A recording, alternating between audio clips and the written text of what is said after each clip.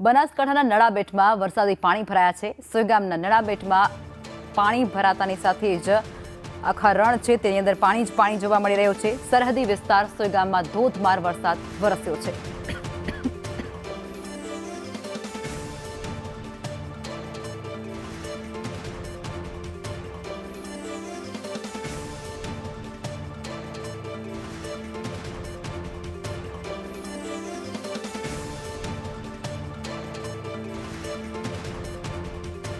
સંવાદદાતા ધવલ જોડાઈ ચૂક્યા છે। ધવલ, બનાસકાંઠામાં ભારે વરસાદ અને અનેક નદીઓનું રૌદ્ર સ્વરૂપ, કઈ પ્રકારની સ્થિતિ અત્યારે નળાબેટમાં પણ પાણી જ પાણી જોવા મળ્યું છે?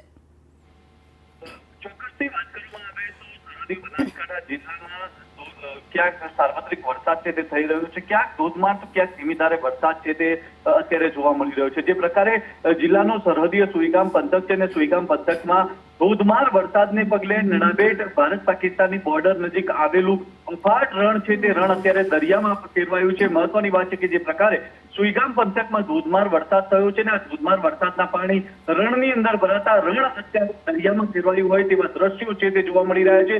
દર વખતે જે પ્રકારે ચોમાસાની ઋતુમાં ભારે વરસાદ થતો હોય છે અને વરસાદના પાણી જ્યારે રણમાં જતા હોય છે ત્યારે રણ છે તે દરિયામાં ફેરવાતું હોય છે ત્યારે કહી શકાય કે જે વહેલી સવારથી જે પ્રકારે ધોધમાર વરસાદ થયો છે ને તેને જ કારણે અત્યારે તો નળાબેટનું અફાટ રણ છે તે દરિયામાં ફેલાયેલું જોવા મળી રહ્યું છે। આભાર ધવલ।